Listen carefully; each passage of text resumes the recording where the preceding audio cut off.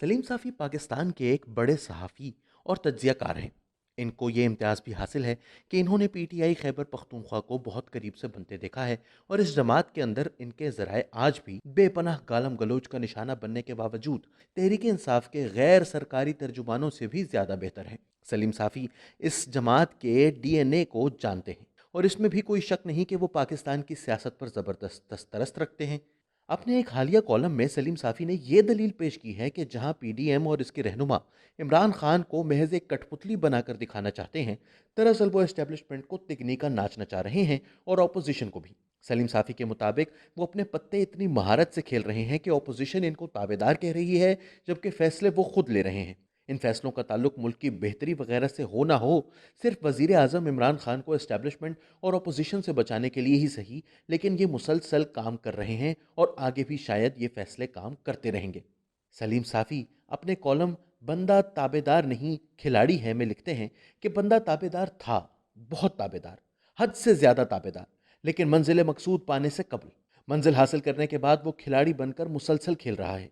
जिनकी ताबेदारी की बात की जाती है और जिन्हें सरपरस्त या सहूलतकार कहा जाता है, वो परवेज़ खटक को वज़ीर आला बनाना चाह रहे थे, क्योंकि परवेज़ खटक ने 5 साल इन लोगों को बहुत खुश रखा था। लेकिन बंदे ने ज़ाती अना या खौफ की वजह से परवेज़ खटक को दोबारा वज़ीर आला नहीं बनाया। एक हिसाब से परवेज़ खटक ने पख्तूनख्वा की तारीख बदल दी और हुकूमत करने वाली पार्टी को दोबारा जीत दिलवा दी, बल्कि सीटें भी बढ़ा दी। लेकिन इस्तेहकाक रखने और सहूलतकारों की ख्वाहिश के बावजूद उन्होंने परवेज़ खटक को वज़ीर आला नहीं बनाया।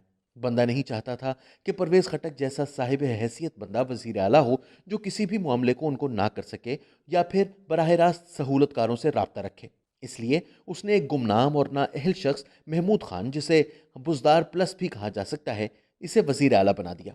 हालांकि सहूलतकार और सरपरस्त इस नामजदगी पर खुश नहीं थे और आज भी खुश नहीं। इसलिए ये कहना गलत है कि बंदा ताबेदार है। बंदा ताबेदार नहीं, बल्कि बहुत बड़ा खिलाड़ी है जो उनसे खेल रहा है। सरपरस्तों और सहूलतकारों की ख्वाहिश थी कि पंजाब में तगड़ा वज़ीर आला हो। पहली तरजीह परवेज़ इलाही और दूसरी तरजीह फवाद चौधरी थे, लेकिन बंदे ने उस्मान बुज़दार को मैदान में उतार दिया। तब सब लोग दंग रह गए और बाद में उनकी कारकर्दगी से हैरान और परेशान होने लगे। सबसे ज़्यादा परेशान सरपरस्त और सहूलतकार हैं और पिछले 2 बरसों में उन्होंने हर तरीके से उनको हटाने के लिए दबाव डाला, लेकिन उस्मान बुज़दार के बारे में बंदा मुसर है कि वो जादू की छड़ी से पंजाब को ठीक कर देगा। यूं सहूलतकार और सरपरस्त कह कह कर थक गए, बल्कि थक हार कर अब उन्होंने कहना भी छोड़ दिया है।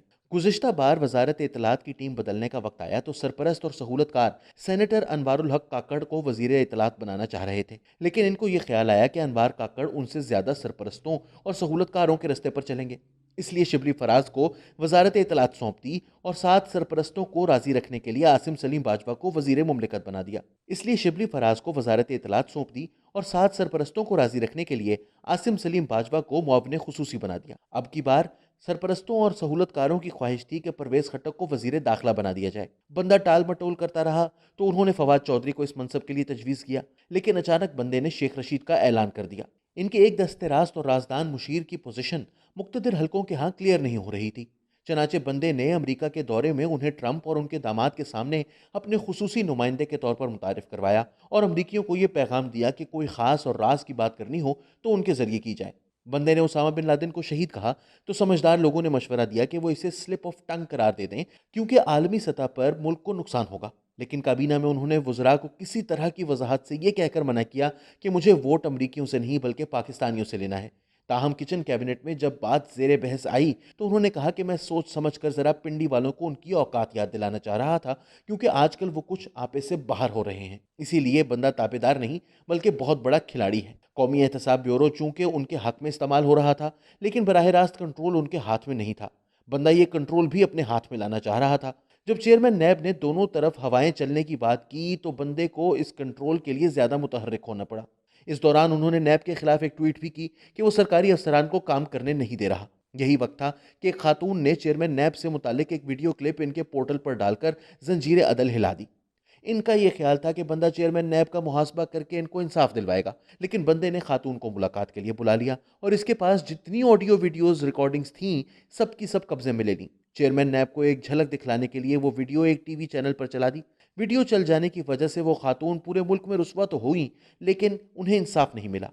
اب اس مواد جس میں صرف چیئرمین نیب نہیں بلکہ نیب کے کئی دیگر لوگوں کے خلاف بھی شواہد ذاتی نہیں انتظامی اور مالی ہیں کی بنیاد پر وہ بھی چیئرمین ڈی جی اور ترجمان کو اشاروں پر چلا رہا ہے۔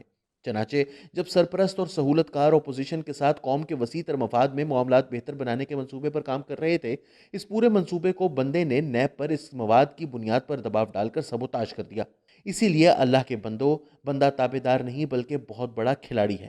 گزشتہ 2 برسوں میں اپوزیشن کی تقسیم کے ہونے کی وجہ سے بندہ بھی مطمئن تھا اور سرپرست بھی سکون میں تھے۔ پی ڈی ایم کا بننا دونوں کے لیے سرپرائز تھا۔ نواز شریف کے اچانک بگڑ جانے اور سخت بیانیے نے سرپرستوں کو اور بھی پریشان کر دیا۔ چنانچہ انہوں نے اپوزیشن کے ساتھ رابطے شروع کر دیے۔ ضروری نہیں کہ وہ رابطے بندے کی مخالفت میں ہو رہے تھے، بلکہ شاید وہ ان کے لیے فضا کو سازگار بنانا چاہ رہے تھے۔ لیکن بندے کے ذہن میں یہ بات بیٹھی ہوئی ہے کہ اپوزیشن سے مفاہمت کا مطلب یہ ہوگا کہ ان کی ضرورت ختم۔ چنانچہ وہ سہولت کاروں اور سرپرستوں کو دباؤ میں لانے کے لیے دھمکیوں پر اتر آئے۔ ایک دن بیان دیا کہ اگر نواز شریف کی جگہ میں ہوتا تو جنرل ظہیر کو فارغ کر دیتا۔ دوسرے دن بیان دیا کہ مجھے کوئی فرق نہیں پڑتا کہ آرمی چیف کون ہے اور D G I S I کون ہے۔ اگلے دن خالد بن ولید کو سپہ سالار کے منصب سے ہٹانے کی بات کی۔ مقصد اور کچھ نہیں بلکہ دوسری پارٹیوں کو دفاعی پوزیشن پر لانا تھا۔ اس لیے اللہ کے بندوں، بندہ تابع دار نہیں بلکہ بہت بڑا کھلاڑی ہے جو سب کے ساتھ بہت اچھی طرح کھیل رہا ہے۔